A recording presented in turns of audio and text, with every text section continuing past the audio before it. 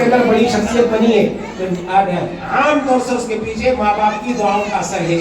اب پوری تاریخ اسلام کے اندر پڑ جائیے, دسیوں واقعے سنائے جا سکتے ہیں, لیکن ایک میں قریب کا واقعہ سناتا ہوں. پرانے زمانے کے واقعات سنائے جائے تو عام طور سے لوگ سمجھتے ہیں کہ صاحب یہ پرانے زمانے کی بات ہے, پرانے زمانے میں اولیاء کرام ہوتے تھے, پرانے زمانے میں اللہ کے ولی ہوتے تھے. اب آج کل تو فتنہ فساد کا دور ہے اور بڑی شیطان و شیطان کی شاگردوں نے بڑی گندگی پھیلا رکھی ہے. بزرگ اچھی طرح سمجھ لیجیے, اللہ تھا اور ہے اور رہے گا اللہ تعالیٰ. مسئلہ ہے کہ ہمارے اور آپ کے مانگنے کا. میں ایک واقعہ سنا رہا ہوں, آپ نے نام سنا رہا ہے مولانا علی کے ساتھ سید ابو الحسن علی ندوی رحمۃ اللہ علیہ. میں بھی ان کا اللہ کو 77 سے لے کے 99 تک ان کا میں شاگرد رہا ہوں. 77 میں پہلی مرتبہ ان کے خطبے میں حاضری ہوئی تھی, اور اس کے بعد یہ کہ 99 انتقال. اور ہمارے تمام علماء کرام جب تشریف فرما, یہ تمام ان کو جانتے ہیں, بھوپال والے بھی جانتے ہیں. میرے نوجوان بچے اور بچیوں سے کہوں گا کہ علی میاں ندوی آپ ڈالیے گا, اس پر ٹائپ پہ ڈالا جاتا ہے, گوگل پر ڈالیے گا تو آپ کو معلوم ہو جائے گا پورے دنیا کے اندر نام ہے. سنو میری بہنوں اور بیٹیوں, بات میں کہنا چاہتا ہوں. علی میاں جب پیدا ہوئے ان کی عمر بھی 6 سال یا 8 سال کی تھی. ان کے والد کا انتقال ہو گیا. ان کے والد جب انتقال ہو گیا تو ان کی والدہ نے اللہ سے دعا کی, اے پروردگار, اے مولا, میں اب تیری تقدیر پر راضی ہوں. کیا مطلب؟ اس کے والد کا انتقال ہو گیا, تیری تقدیر, تیرا فیصلہ تھا, راضی ہوں. میری بہنوں اور بیٹیوں جو سمجھ لیے, یہ بھی اسلام کا کیا ہمارا ایمان کا جز ہے, تقدیر پر راضی ہو جانا. والقدر خیری و شرری من اللہ تعالی. تقدیر جو ہے وہ اللہ کی طرف سے ہوتی ہے. جو بھی حالات پر اللہ کا شکر ادا کرنا چاہیے.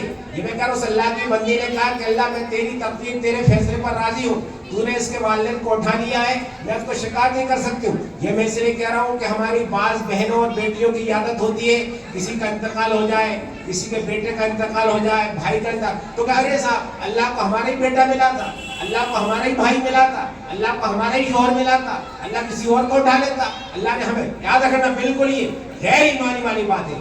اللہ کا جو فیصلہ ہوتا ہے ویسے مسلمان کے اس کو ہم کو تسلیم کرنا چاہیے, قبول کرنا چاہیے, عمل کرنا چاہیے. اس اللہ کی بندی نے بھی کہا کہ اللہ میں تیرے فیصلے پر, تیری تقدیر پر راضی ہوں. تو نے اس کے والد کو اٹھا لیا ہے, اور میری تمنا, میری آرزو یہ تھی کہ اگر تو مجھے 100 بیٹے دیتا, میری آرزو, میری تمنا, میری خواہش یہ تھی کہ اگر تو مجھے 100 بیٹے دیتا, میں 100 بیٹوں کو تیرے دین کا دائی, سپاہی اور شیدائی بناتی. لیکن اے اللہ تیرا فیصلہ ہے, اب تو نے مجھے صرف ایک بیٹا دیا علی. اے میرے اللہ, میں تجھ سے اس بات کی درخواست کرتی ہوں, تجھ سے اس بات کی التجا کرتی ہوں کہ تو میرے بیٹے سے 100 کا کام لے لے. میرے تمام ایمان والے بھائی اور بہنوں, میں پوری ذمہ داری سے علماء کے سامنے میں کہہ سکتا ہوں کہ اللہ نے اس اللہ کی بندی کی دعا کو سنا, اور اللہ نے اس کے بیٹے علی سے 100 کا نہیں 1000 کا کام لیا. پوری ذمہ داری سے کہہ رہا ہوں. لیکن اس نے کہا, اس اللہ کے بندی نے اللہ سے مانگا, اور مانگنے کے بعد اپنے بیٹے کی پھر تربیت کی, بیٹے کی تعلیم و تربیت پر مکمل طور سے انتظام لگایا. ایک مرتبہ علی میاں صاحب بیت اللہ شریف میں موجود ہے, جمعے کا خطبہ ہو رہا ہے. جو لوگ حج کر کے آئے, اب جانتے ہیں کہ وہاں پر امام صاحب جو خطبہ دیتے ہیں مقام ابراہیم کے پاس میں خطبہ دیتے ہیں. شیخ عبداللہ بن سمیہ خطبہ دے رہے تھے مقام ابراہیم کے پاس سے. علی میاں صاحب وہاں پر تشریف فرما ہے, حاضر کے لیے تشریف, بیت اللہ میں تو حاضری ہوتی ہے, وہاں پر حاضر ہے بیت اللہ کے اندر, اور خطبے درمیان رو رہے ہیں, خوب آنسو بہ رہے ہیں.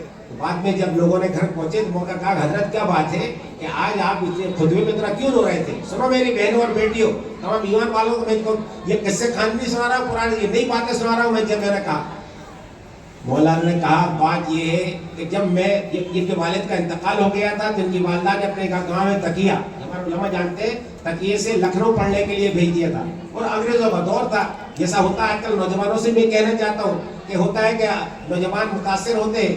تو علی میاں صاحب لکھنؤ پہنچے, ان کے دوست, ان کے جو ہم عمر بچے تھے, ان کے خاندان کے بعض انگریزی پڑھ کر بعض سرکاری عہدوں پر پہنچ گئے تھے.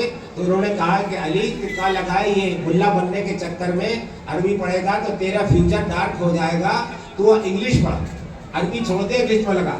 تو کہتے میں نے ماحول سے متاثر ہو کر اور حالات کو دیکھ کر اور یہ دیکھ کر کہ انگلش پڑھنے کے بعد بڑا عہدہ مل جائے گا, میں نے عربی سے ہٹ کر اپنی توجہ انگلش پہ لگا دی. سنو میری بہنوں اور بیٹیوں, لکھا ہوا ہے, اور تم بھی پڑھ لینا. میں ہمارے حافظ ادریس صاحب سے کہوں گا کہ ان کی والدہ کی سیرت خیر النساء بہتر کے نام سے ہماری بہنوں بیٹیوں کو پڑھوانا چاہیے. ان کی والدہ نے لکھا کہ بیٹا مجھے یہ معلوم ہوا ہے، وہ وہاں رہتی تھی تنگی میں، گاؤں میں رہتی تھی اپنی، انہوں نے وہاں سے لکھا کہ بیٹا مجھے معلوم ہوا ہے کہ تو آج کل عربی کو چھوڑ کر اپنی توجہ عربی سے ہٹا کر انگلش پر لگا رہا ہے۔ بیٹا میرے نور نظر، میری تمنا، میری آرزو، میری خواہش یہ ہے کہ تو عربی پہ توجہ لگا، عربی پر کمال پیدا کر اور عربی کے ذریعے دین کی خدمت کر اور اپنے آبا و اجداد اسلاف کا نام روشن کر۔ کہتے ہیں والدہ کا کچھ خط آیا اور اس طرح والدہ نے مجھ سے لکھا کہ میں نے پھر پوری توجہ اپنی عربی میں لگائی۔ سنو میرے دوستوں، توجہ بات روک کیوں رہے تھے؟ اس وقت شیخ سبیل یہ خطبہ دے رہے تھے، اس خطبے کے اندر انہوں نے علی میاں صاحب کی عبارت نقل کی تھی کہ یقول الشیخ الندوی قضا و قضا، کہتے ہیں کہ مجھے جب تصور کرنا کہتے تھے ایک دیہاتی کی زبان بیت عربی کی زبان کی اس کی عبارت حرم کا امام بیت اللہ کے پاس مقام ابراہیم سے پڑھ کر سنا رہا ہے، تو مجھے اپنی والدہ کا وہ خط یاد آ گیا۔ میری والدہ نے مجھ سے کہا تھا کہ بیٹا تو عربی میں کمال پیدا کر، اگر میری والدہ کی توجہ نہیں ہوتی، میری والدہ کی دعائیں نہیں ہوتی تو شاید اللہ مجھ کو مقام نہیں دیا کرتا۔ مولانا کہا کرتے ہیں میری زندگی میں جو بہت ہی خوشی کا موقع آیا وہ موقع تھا جس دن امام حرم میری عبارت کو سنا رہا ہے۔ میری بہنوں بیٹیوں، میں تم سے یہ بات کہنا چاہتا ہوں کہ جو اللہ خواجہ الدین ادویری کا، جو خواجہ عبد القادر جیلانی کا، جو خدا نظام الدین اولیاء کا تھا اور جو خدا مولانا علی میاں کا تھا، وہی اللہ تمہارا اور ہمارا بھی اللہ ہے تمہارا۔ تم سے بھی میں یہ بات کہنا چاہتا ہوں کہ تم اپنی اولاد کے لیے نمبر 1 پر جتنی ماں باپ یہاں بیٹھے ہوئے مائیں ہو رہے ہیں، تم اپنی اولاد کے خوب اللہ سے جم کے دعا کرو، اور ساتھ میں جیسے کہ ماشاءاللہ یہ ہمارے حافظ صاحب ان کی محنت کر رہے ہیں، بچوں کی دین و تعلیم کی تربیت، ان کو بہترین ان کو تعلیم دو، ان کو وہ اعلیٰ قسم کے حافظ بنے، عالم بنے، اچھی عربی ہو، اچھی انگلش ہو، پھر دیکھ رہے ہیں انشاءاللہ اللہ تعالیٰ تمہارے بچوں کو، تمہاری بچیوں کو اللہ تعالیٰ دنیا میں بھی کامیاب کرے گا اور آخرت میں بھی کامیاب کرے گا۔ اور جیسا میں نے کہا کہ پھر عام طور سے یہ بات کہی جاتی ہے کہ ارے صاحب اگر ہم بچیوں کو دیندار بنا دیں گے تو کیا کھائیں گے اور کیا کریں گے؟ میری بہنوں اور بیٹیوں، آپ حضرت مریم علیہ السلام کا واقعہ پڑھ سن لیجیے، آپ قرآن کے اندر ہے۔ جتنی بچی ہیں یہاں پہ ان سے کہنا چاہتا ہوں، حضرت مریم کی والدہ نے یہ نیت کی کہ میرا بچہ ہوگا تو اس کو دیندار بناؤں گی۔ ان کو امید تھی تو بچہ پیدا ہوگا، پرانے دور میں سونوگرافی ہوتی نہیں تھی، انداز تھا، لیکن بچی پیدا ہوئی تو اپنی وہ نیت پر قائم رہی، بچی کو بھی انہوں نے دین کے لیے وقف کر دیا